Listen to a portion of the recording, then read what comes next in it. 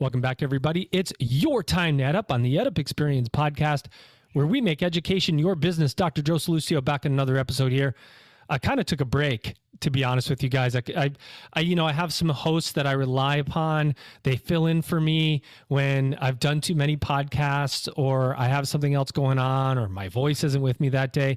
Shout out to Dr. Michelle Cantu Wilson, who sits in for me quite a bit, and Dr. Lori Shanderson, who's been sitting in for me quite a bit. But I'm back today and I feel great. And I got a great guest with me. Of course, in higher education, you all know, if you're listening to this podcast, we're in the middle of a FAFSA debacle that we're all working through as families, adult students try to figure out how to think about affording their education. Affordability is on the minds of every student at this point, definitely on the minds of parents. My sister-in-law is sending my niece to college, and just this week finally got all their financial aid packages in from the school she was looking at. And she's going to the Colorado School of Mines, which is an incredible school. Shout out to Mines. And so it's just, everything's delayed. It's crazy what's been happening. And that doesn't include things like NIL and what's going on in athletics. It doesn't include affordability and endowments and all these things that are going on today. So we brought an expert to talk to us about some of the financial pieces of what's going on in higher ed. Let's get her on right now, ladies and gentlemen. She is Megan Eisenhard. She is the Chief Growth Officer at University Credit Union. Megan, welcome to an Ed Up Mic. How are you? Thank you. Thank you. Happy to be here. I love the clapping. And also, I live in Golden, Colorado, so down the street from the Colorado School of Mines. It's great. See, look at that. The crowd is going wild. Yeah, we're very happy and excited. My niece she's super excited, but it's not been easy for students this year. It's insane, actually. What are you hearing out there? Are you hearing the same kind of stuff? Yeah, for sure.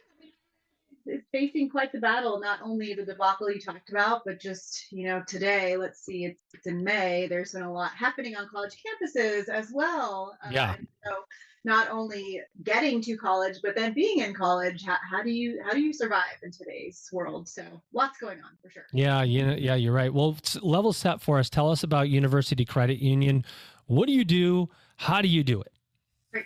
So University Credit Union was founded on UCLA's campus in 1951 by the staff of UCLA. They wanted a better banking experience, and so they came together, created a charter, and started University Credit Union 74 years ago.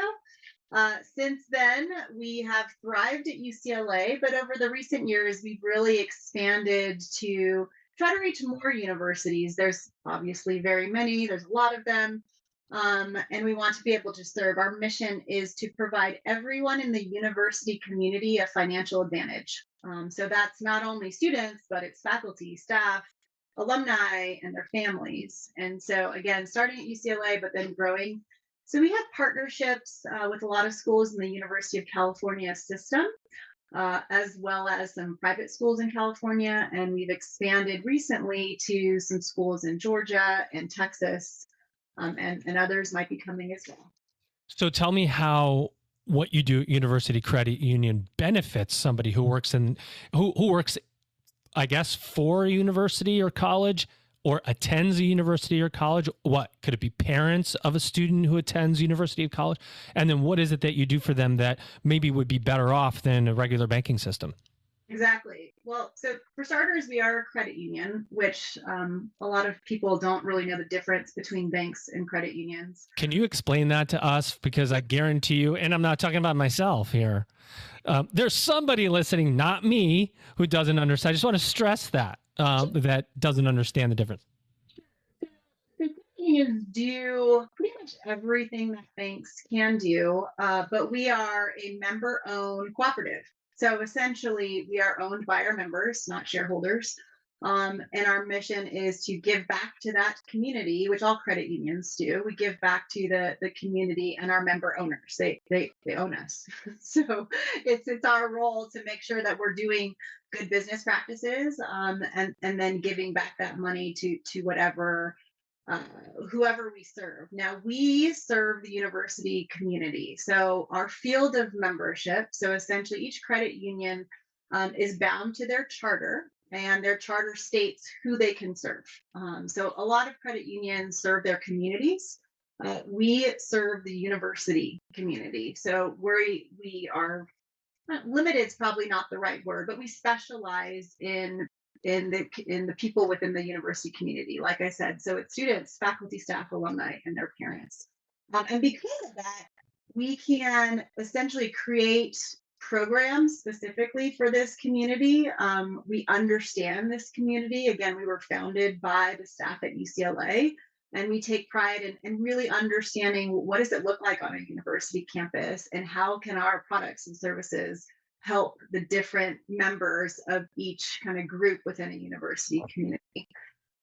Another thing that we really pride ourselves on is that we are certified experts in what we do. So 90% of the people that work at University Credit Union, whether it's someone you call when you call our 1-800 number, or it's someone that you see on the university campuses, or even people in our back office that are handling, finance and accounting, 90% are certified experts within this field. So we take pride in being nerds, quite honestly. Our CEO talks Me too. about, yeah, we love being nerds. And so if we're serving the university community that has obviously a value in education and learning, we want to make sure that our employees also have that same value of continuously learning and going above and beyond to be experts in certain fields. Very nice description. So how does this work? Do you work with the university itself and then you serve the individuals within that ecosystem, or are you going consumer business to consumer, or both?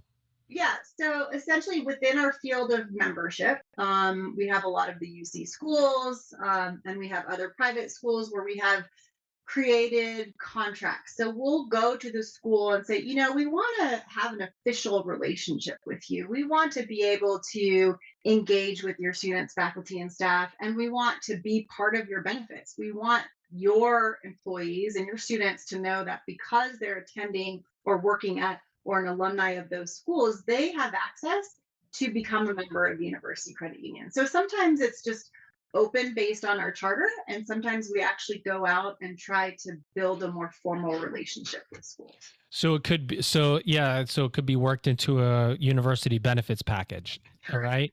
So I could be a student that I don't have a banking set up, or I need to get banking set up. So this is a way I can do that. Or I'm an employee, perhaps I need just better services, right? And what about rates and things? How does all that work? Is there benefits to being a member of the credit union that maybe give me an advantage? As you talked about, how did you put it? Financial advantage for those that you work with. How does that work? Absolutely. So like I mentioned, because we're a member-owned cooperative, any money that we make beyond just running a sustainable business, we give back. And a lot of that is our good rates. We actually have a best rate in the nation guarantee, where we look every month at Standards & Poor's, what's going out, what's everybody else doing. We want to make sure our rates are in the top 5% of any rate you can get across our portfolio. So that's loans, that's checkings, that's savings, that's kind of any product that you would need from a bank or a credit union. We most likely have it, and we most likely have the best rate you can find out there. Amazing. Okay, so walk me through this, because I'm interested now. I'm listening to this and I'm going, wow, this would be, yeah, probably. Because I didn't know too much about University Credit Union before I know we had you on the podcast, and I did my normal thing, and I look around and do a little bit of research, but I go, okay, what is it, and maybe you don't have to go through exact operational pieces, but let's say I want to partner with you. I want you to offer your services to my university constituents. Is there a fee I have to pay into this? Is it just some partnership agreement we have to work through? Because boy, what a benefit I would be able to provide if it's low cost or no cost to me, just as a service to my university constituents, without a lot of hassle, so to speak, because it's all about the benefits you can provide these days to employees, especially. Absolutely. So industry in general. And so some schools might have pre-existing relationships with other credit unions. Like, again, we were founded on UCLA's campus. So there are other credit unions that were founded on college campuses across the country. So number one, I would do a little bit of research to see what's available in my area, Yeah. because again, credit unions, we all support each other. The good thing about credit unions is we're not as competitive as banks because we are limited to our charter and our field of membership. And so we want to just make sure, number one, go find a credit union.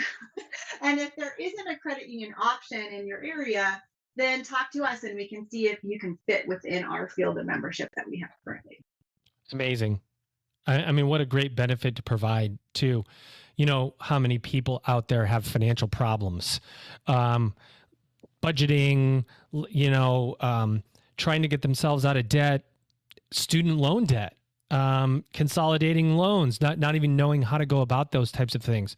There's so much education out there, or how much you have to be educated with financial literacy to really understand so that you don't put yourself into debt for so many years.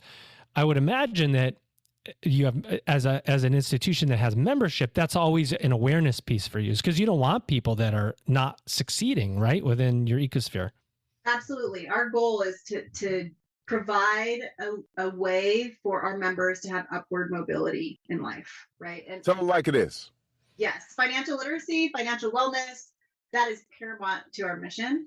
And I was talking earlier about how we're all certified experts. Well, the goal is to share that information with our members and prospective members so we can help them. Because you're right, like the amount of information out there today is bananas. And so we want to make sure that they're getting unbiased, conflict-free advice from a financial expert to help them with their journey. And again, the goal is to have everyone become a member. But if we can help someone in the university community and they decide not to become a member, we're still serving our purpose. And so we value financial literacy, financial wellness. And I know you mentioned kind of NIL, and we'll get there, but that's a big reason why we want to really focus on the younger generation, especially because it's amazing where they're getting their information these days.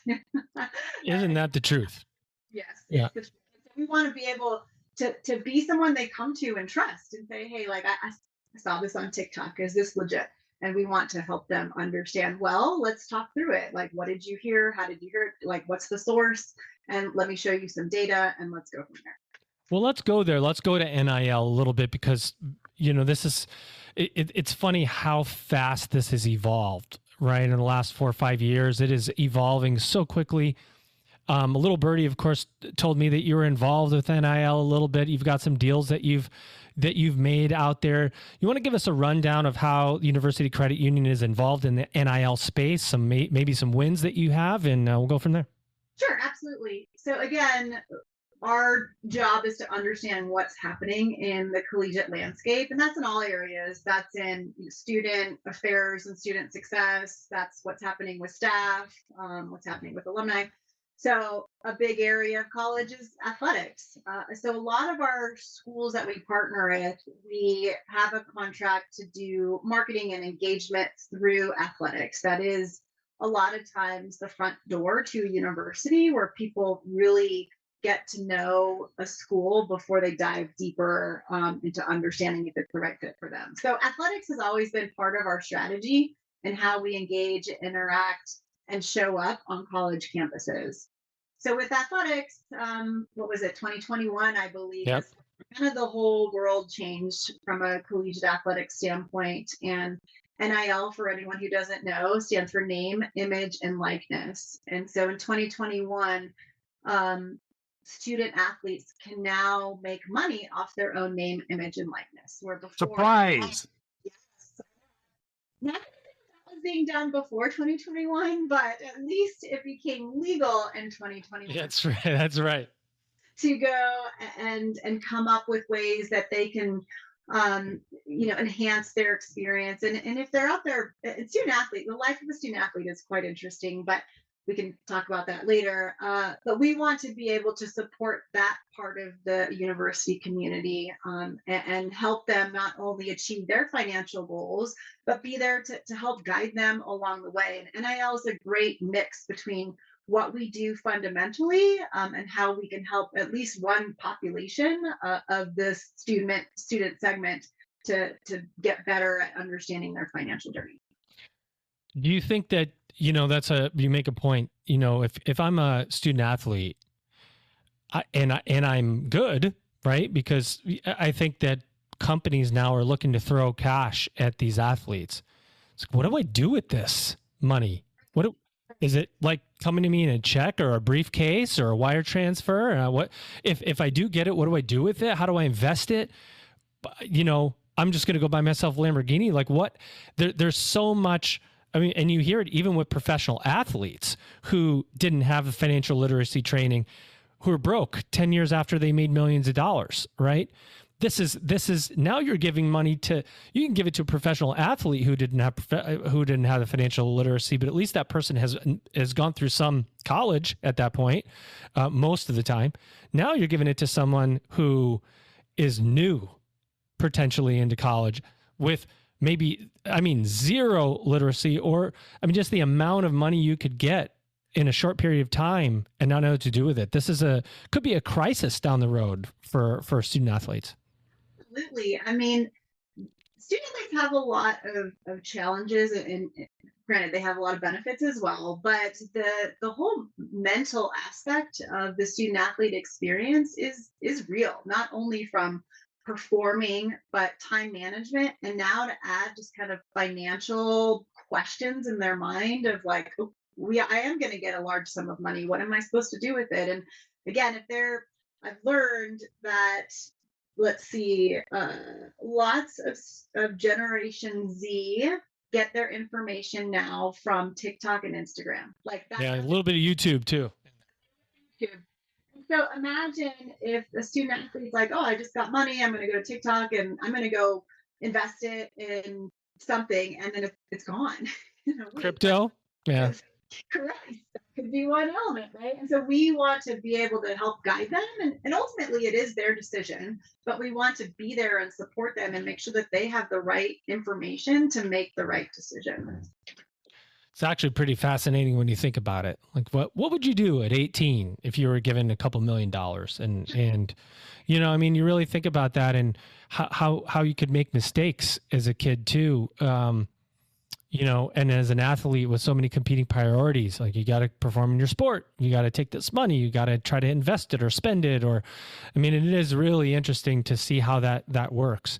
What's being said out there amongst universities right now, Megan? What are you hearing? Financial trouble, sustainability issues? There's a lot of things that you can do as a credit union too, in terms of loans and help to universities, right? What's the general consensus out there about what's happening in colleges and universities that you hear? Oh, I wish I could give one answer, but as you know, it's kind of, all universities are snowflakes. They all have their own challenges, and each group's a little bit different. What students want and what staff want and what faculty want and what alumni want. It's quite different. I would say from a faculty staff perspective, especially staff, we mainly focus in California. I'd say a big need is affordable housing. Yeah, big time. California? Yes. So that is a big concern from a lot of our California universities is if I'm a staff member and I'm making a certain amount, but the average home price is $1 million, like how can I even do this? How can I save? Do I just rent? Do I buy a house? And so I'd say affordable housing has been quite the hot topic in California. I was talking to sorry to interrupt you, but I was talking to a president from California. Oh, I'm losing it. Who it was, but she was in San Jose. Okay. And she was talking about how recruiting talent to come there is super impossible because somebody gets there and they expect they're just going to walk in and find a house. I don't think so. First of all, if you can find one, good luck.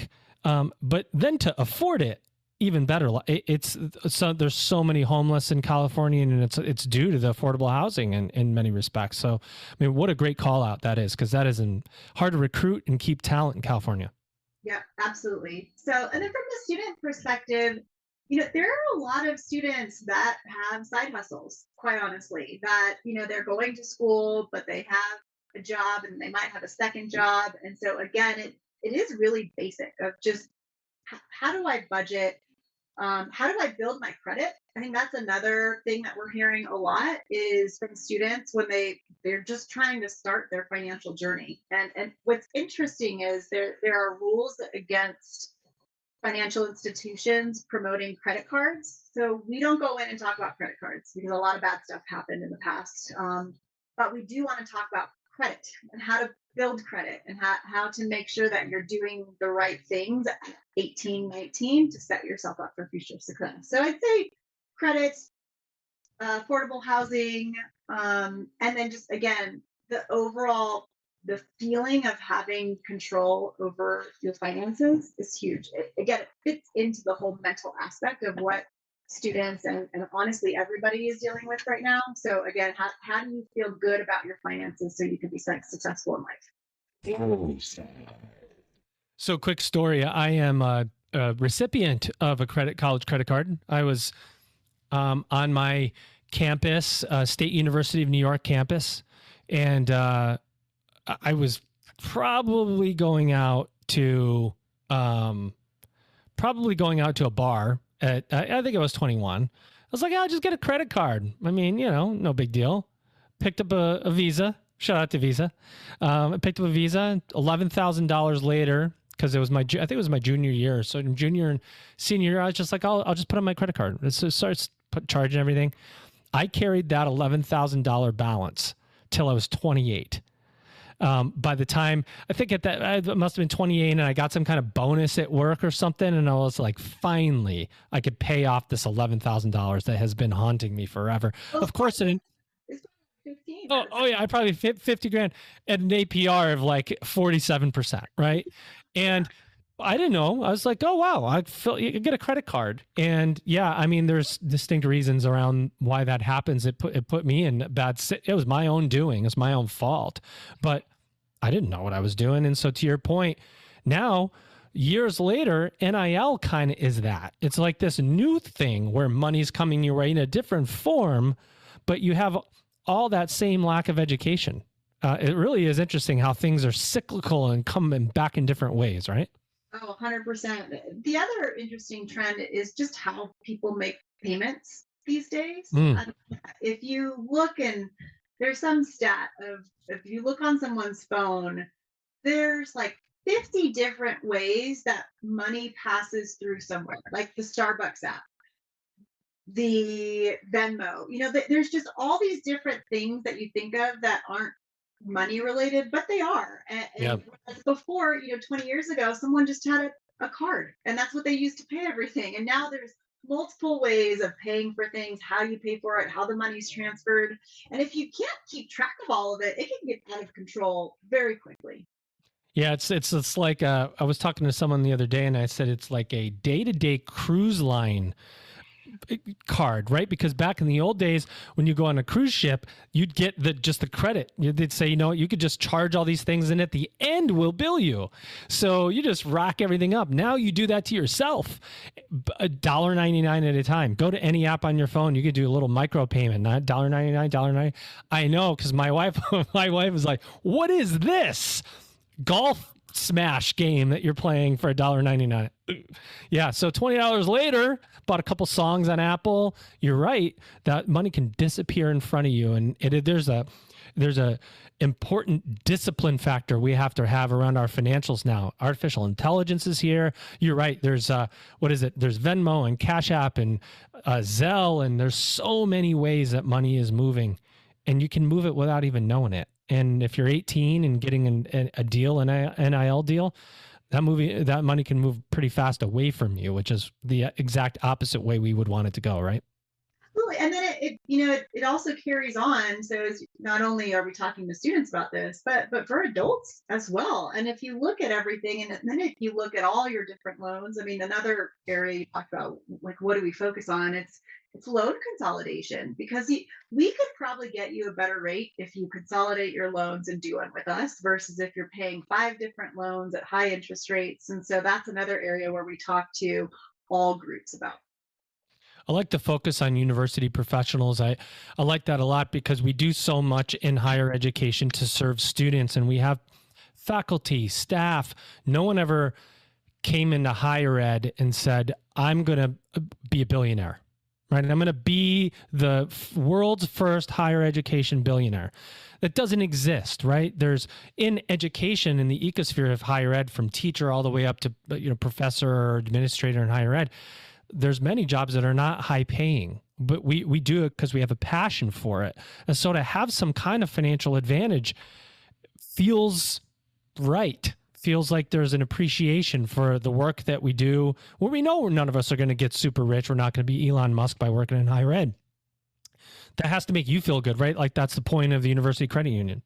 Oh, absolutely. And not only can we help all these different groups, we give back to the university community. So food insecurity is another focus of ours. So we're constantly giving back to the food pantries within the schools we work with. We give back by staff scholarships. That's another area. Again, looking at groups that might need a little more service and attention. Staff are the unsung heroes of the university landscape, in my opinion. And so how can we do more to make sure that they're getting what they need to support everything that happens on those campuses? So we like to look at other ways, not only by helping individual by individual, but the university as a whole. 100%. We always like to end our episodes with the same two questions to every guest. Megan, first one, we call it the open mic moment. What else do you want to say about University Credit Union? Anything that we didn't cover, anything else that you want to say, anything coming up, take us away, take a minute or two. Anything you want to say?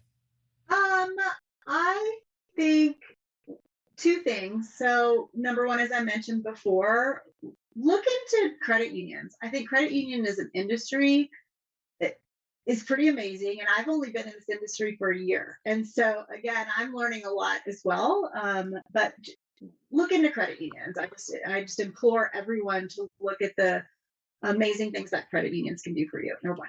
Number two, University Credit Union.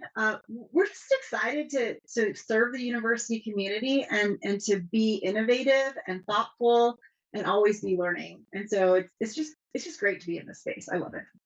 So that was two things about me. That's great. No, that's and what kind of industry did you come from? Did you come from banking? I was in college sports. So oh wow. NIL, I worked in college sports for 20 years. And so I've seen firsthand how NIL has totally changed the landscape of college sports. And University Credit Union I worked with. So I met our CEO when we were doing some deals together, and he's been trying to recruit me for a while to come to the side. And I kind of had a break in my career and said, hey, let's try something new, but let's stay in the higher ed space. I am just in debt to higher education and what it's done for me and my family. And so to be able to give back in a different way has been really fun. So I see you got most of your education in California, and now you're in Colorado. I mean, let's do an either or here. Megan, Colorado or California? Colorado. Yeah, it was an easy. I mean, there wasn't even a moment's hesitation. Why is that? What? We talked about affordability in California. That's one thing.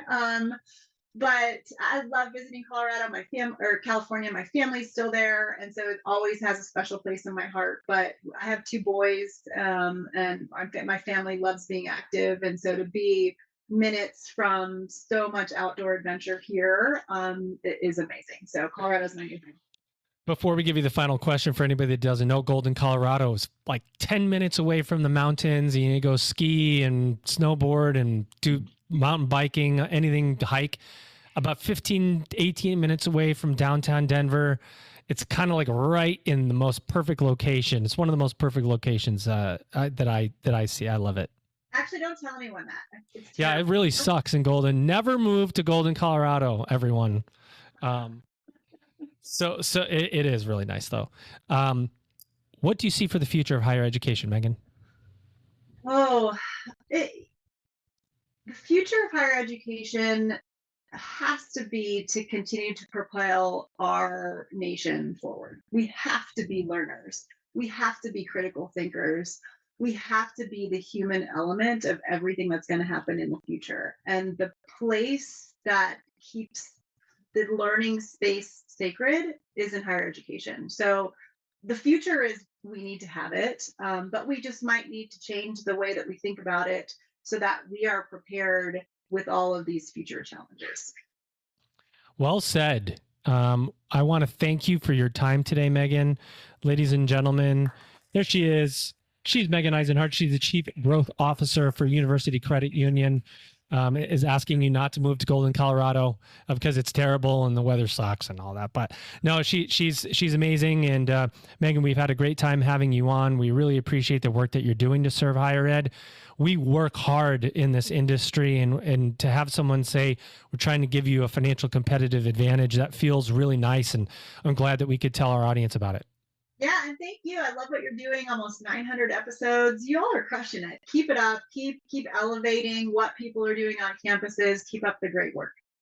Thank you so much. We'll talk about my NIL deal in a separate episode. Thank you, Megan. Ladies and gentlemen, you've just ed upped.